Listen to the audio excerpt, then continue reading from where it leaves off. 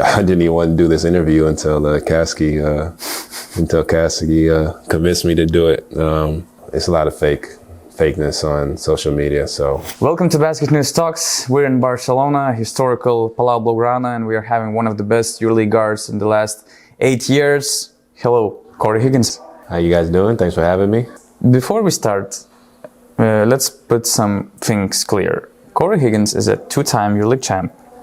In 3 EuroLeague title games, he averaged 18.3 points and 20 PIR per game. Just to compare, nobody has scored more than 30 in a single final game since Dražen Petrovic in 1985. So that's hard to have this average. Cory is on a pace to hit the top 20 of all-time scorers list in the EuroLeague already this season. And just look at BasketNews.com stats section. He's one of the most efficient all-around scorers that EuroLeague had. So just to put things clear and that nobody would overlook you during this interview, I believe that this was kind of one of the bigger topics throughout your career. You also said some stuff about it before, but I actually wanted to ask you something for the future generations. In your eyes, what are the top 3 most overlooked EuroLeague players, maybe this year, from this season, or just from recent years, in your eyes, that didn't get enough recognition they deserve? Wow. Well, first, thanks for those facts about me. I didn't even know some of those things. That's good to hear. That's a tough question to put me on the spot. You said in the last 3 years? Let's say in the recent years. I like guys that are underdogs and don't kind of go under the radar. So I'll say Nikita Kurbanov. He's like the ultimate glue guy for a team that you need those kind of guys. You don't win titles without those kind of guys who get zero credit but do absolutely everything that doesn't show up on the score sheet.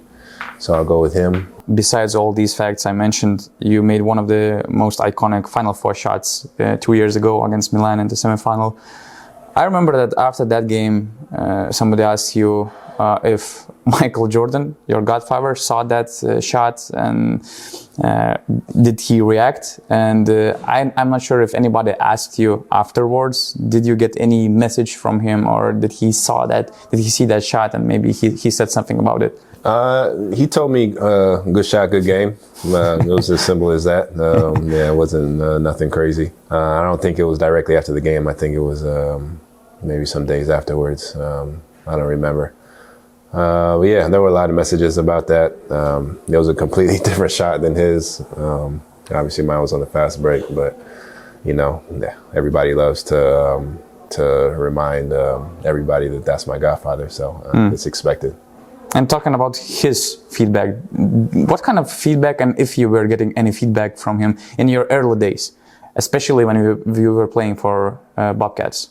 To be honest, there wasn't much feedback. All the feedback I had was always from my father. He was the main person in my basketball life. Obviously, he was around MJ, and it was more like a joking relationship more than constructive criticism. But that relationship was more when I was in my younger years.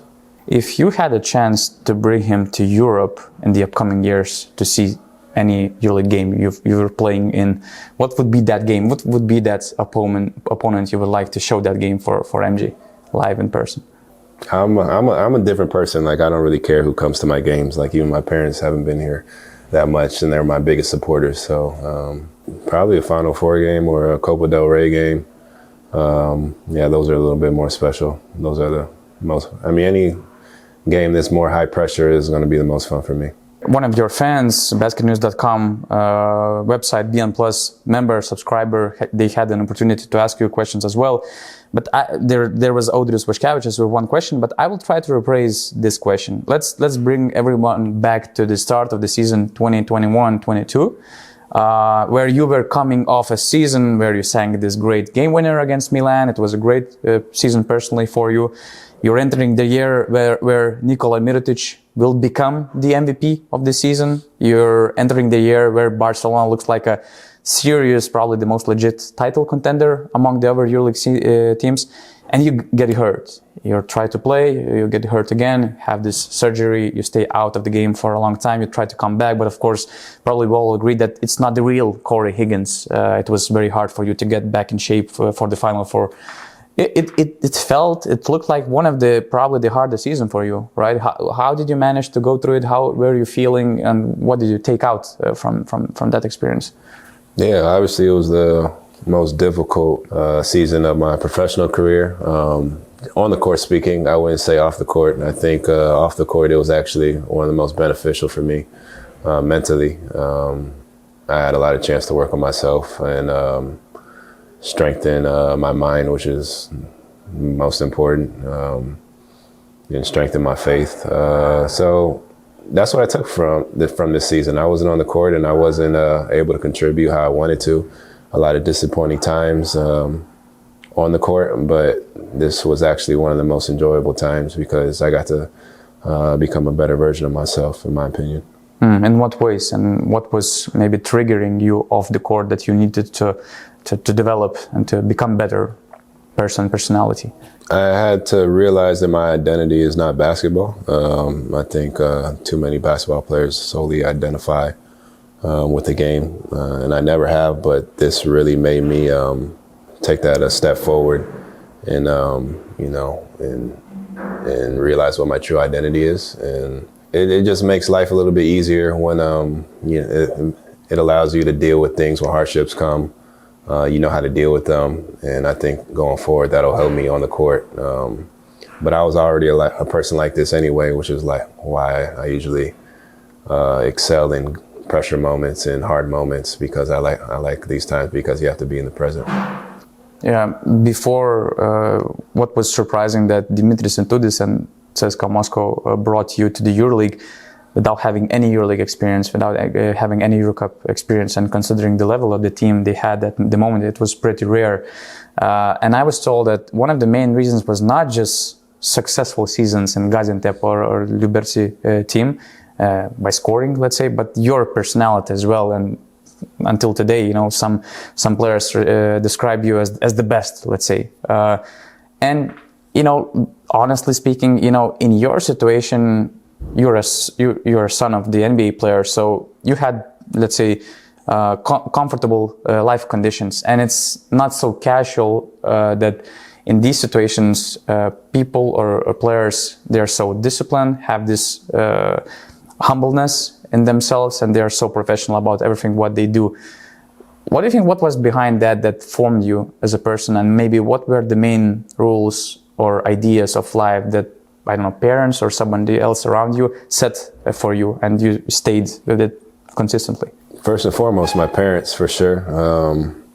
My personality and how I am comes from them, and how I was raised, being the son of a NBA player. It's interesting you say like comfortable, and everybody thinks that it's very nice and easy growing up like that, but you have to have a different mindset, especially being also the godson of Michael Jordan.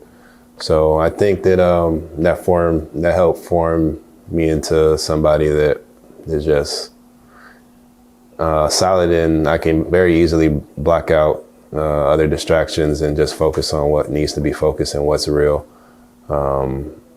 It's very easy for me to see through all the fake stuff. You don't see me on social media. I don't really like social media at all. I didn't even want to do this interview until Kasky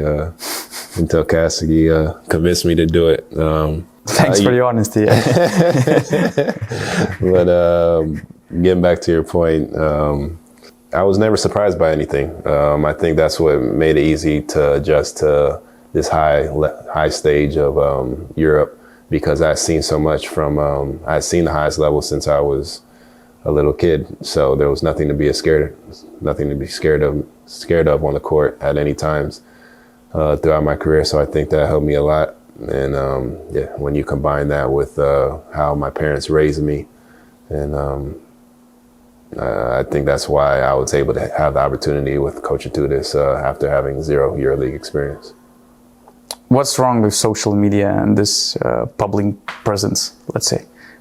There's nothing wrong with it. It's just not for me. I think there's great benefits. It's just a personal preference for myself because it's very distracting. And also, you see interviews with guys, or you see it's a lot of fakeness on social media. So I just try to stay away from it. I don't like commenting on stuff where you won't see me on there, ever. And just for the end, the last question, let's get back to basketball stuff. You're facing Anadolu Efes Istanbul, and you're one of the last men on earth who managed to stop them in 2019 before, as they claim, they became 3-time EuroLeague champs, as they claim. What makes them so invincible, maybe? What's the way to beat them and to break that era? I mean, they have great players, and they play extremely free, and